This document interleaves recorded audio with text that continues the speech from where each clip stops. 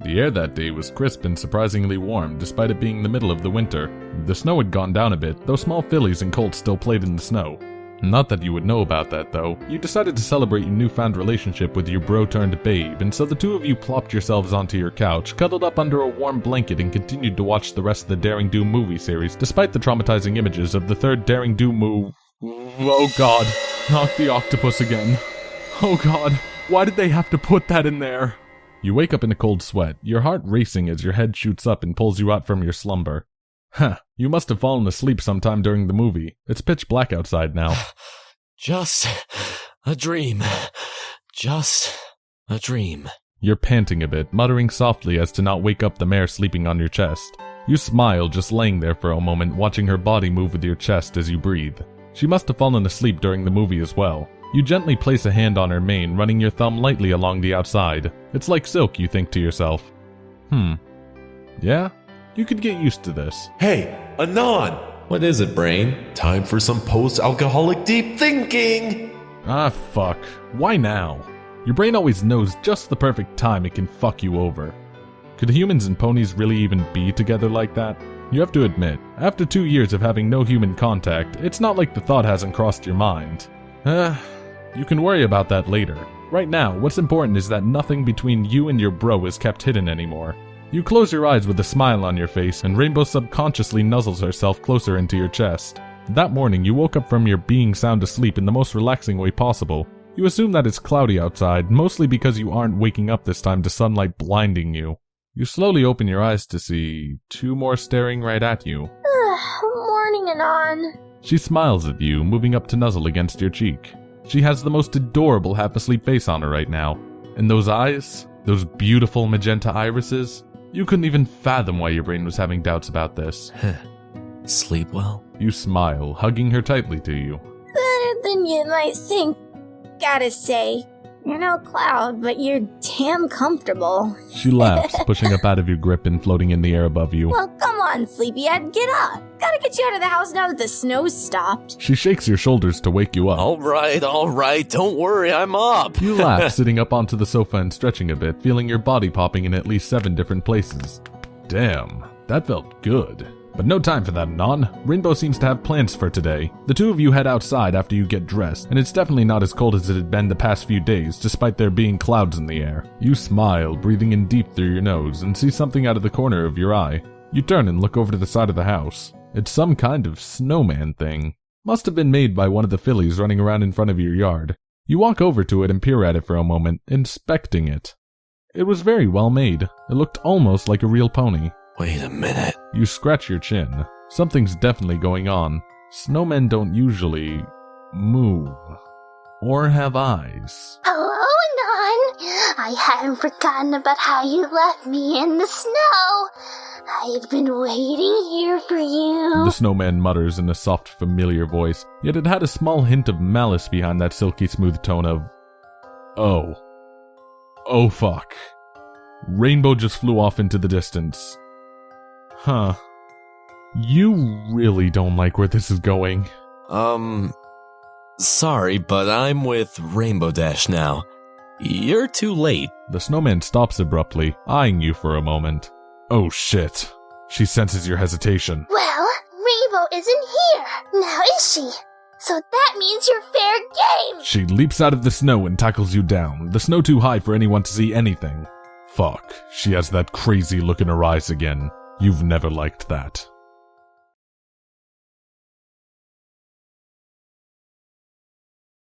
Well, Anon, this is just perfect. And to think today seemed pretty damn good so far. But now you've got a crazed mare holding you down as you struggle under her weight. Damn, it's always the quiet ones.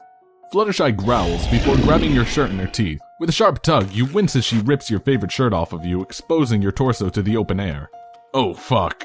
There's the cold. In the form of snow against your back. You instinctively arch your back to get out of the cold, but all it does is press up against Flutter Rape. Oh, Anon. I didn't know you would be so forward with me, she says in an obviously forced seductive tone. What the fuck is up with these damn crazy mares? She's moved down to your waist now, fumbling with your pants. Thank the heavens above that these ponies don't have hands to use. Quickly, you pray to whatever deity is listening that this next thing works. You bring your legs up and slam them into her sides, just in front of her hind legs. She lets out a loud yelp and collapses on top of you. Now's your chance. You immediately take advantage of her weakness, struggling to get up while she recovers. As you take a step, however, you feel a tugging on your pant leg, followed by a sharp pain in your ankle. The psychotic mare has your leg in her teeth. She may be crazy and timid, but even you know that her teeth are like a vice. You're not going to be able to get out of it yourself. Quickly, Anonymous. Think of an alternative. You should run.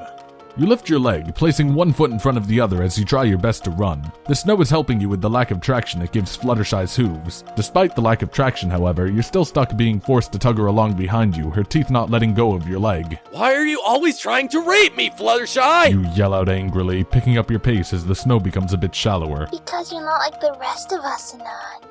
Oh yes, your body is so much different from us. And that's what drives me crazy! I want to know more. I want to feel you buried deep inside me. You let out an audible, annoyed groan before trying your best to shake her off of your leg. Ow, damn, not trying that again. Leg in a vice grip, she's not letting you go. Then you hear a sound. Not a sound that you're used to. Fluttershy notices it too. Her eyes are looking around and her ears are perked up. You hear it from all directions. All around you, small mounds of snow are moving around, slowly closing in on you. Get him! Fucking fillies. Fucking snow. How do fillies even make snowballs anyway? Don't they have, like, hooves? As you slosh onward, the fillies continue pelting both of you with snowballs, the freezing cold hitting your bare torso, feeling like tiny pin needles with every slap of snow spraying across your chest and back.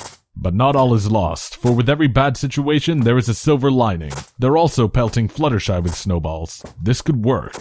Eat shit! You yell out before picking up a giant wad of snow in your arms. The freezing cold is enough to keep you moving quickly, and you dump the whole thing on Fluttershy, who lets out a yelp of surprise and lets go of your leg in the midst of everything. Time to run like hell is on your heels, Anon. Use those junior high track skills. Get your ass in gear. You take a sharp turn to the left, hiding behind a building as Fluttershy manages to recover from the stun. Anon! You know that I'll find you! I always do! You hear her screech through the skies as she zooms around, peering down at the ground to try and find you. Yeah, it's about time to get out of here. You turn and head down the alleyway, out of the viewing range of Flutterrape, and run into a large orange pony wearing a hat and striped bow. His fur is a brilliant amber hue, and his mane is a curly orange. Oh, Anonymous! What are you doing back here? Oh, sorry, Mr. Cake. Just trying to keep myself hidden. That's all. You feel that the less people that know about Fluttershy's insane lust, the better. Now, why would you be doing that? Come on inside. The least we can do for you is get something to eat for you. You look like you haven't eaten well for days. More than likely true. You've been cooped up in your house for a while. You were definitely getting hungry. And your stomach makes it clear to the two of you that it agrees. Mr. Cake lets out a laugh. And it looks like I was right on the money, wasn't I?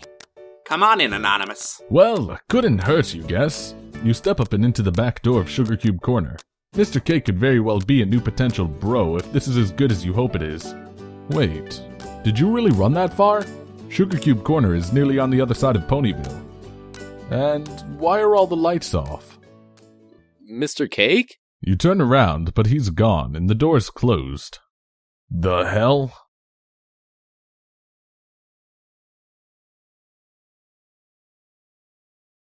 Black. A whole lot of black. What the hell is going on here? Hello? You ask out into the dark room, squinting and adjusting your eyes as best you can to the darkness. Suddenly, lights. Bright lights. Surprise! You hear voices shout from all around as ponies of every shape, size, and color jump out from behind furniture all around the bakery, causing your heart to skip a beat. Everyone's here. Rainbow, Twilight Sparkle, Rarity, and Applejack? Pinkie hops over to you and immediately breaks out in a cheerful musical number. You're still unsure of how she's able to come up with those things so fast, and she's moving her mouth so quickly you can barely catch what she's saying, except it sounded like at one point it was talking about you and Rainbow. You smile and turn to her after she finishes her song. Thanks, Pinkie. But why a party? Silly! You can have a party for anything! She exclaims, wrapping a hoof around your shoulder. Besides, what better way to celebrate the two of you hooking up like that than a party? You've been cooped up in that little house for too long. Time to give you some food. She giggles, zipping off into the back room as the rest of the ponies from around town begin to socialize and enjoy themselves. Except Applejack. She's being awfully quiet. No rape attempt, so that's a relief. But still. So, what do you think? Pretty awesome party, huh? Rainbow asks, flying over and smiling up at you. You laugh, picking her up into a hug. This is awesome, Dash. Really. Thanks a bunch. Silence engulfs the crowd as Pinkie comes out of the kitchen a few moments later, wheeling out a massive chocolate cake in front of her. To Anon and Dashi! She cheers, riling up the crowd. That's the biggest damn cake you've ever seen someone give to you. Sure, you'd had pretty big cakes here before, but seriously, it's almost as tall as you are. You laugh, turning to Pinkie and releasing Rainbow from the hug. Thanks, everyone. Really. A few hours into the party and 3 slices of the richest chocolate cake you've ever had later, Pinkie creeps up over to you, plopping her flank down next to you as you take another bite of the cake. So Anon, you two bump and flank yet? She's giggling with a sly grin on her face. You nearly choke on the piece of cake you have in your mouth from that. No! Of course not. You manage to cough out, quickly swallowing the bite of cake. Damn, you could have really used a glass of milk with that. Rainbow looks at Pinkie with a raised eyebrow, but then gets a playful grin. Well, Anon, why don't we change that? She growls softly into your ear as Pinkie giggles on the other side. I'm not sure I'm ready for that kind of thing. You're trying your best to take your mind off of the conversation by trying to swallow what remained of the cake. Why is that, Anon? Don't tell me you're scared. You quickly shake your head. Let's just get back to eating. That all right? Pinkie, this cake is great. Both of the ponies burst out in laughter. Oh man, you should have seen your face! Don't think I've ever seen you get that red before. Rainbow laughs, rolling around on the ground. Damn sneaky ponies. Oh Anon, don't be like that! We're just poking a little fun, that's all! Pinkie says, crawling up and nudging your shoulder with a hoof. Besides, who could laugh at that expression? Priceless! Yeah, priceless! Rainbow snickers, finally starting to recover. Besides, we wouldn't do something like that You let out a sigh of relief. in public. Why is this cake so goddamned rich? It's the best fucking thing you've tasted in weeks, but if they keep making you choke like this, you swear it's going to be the death of you.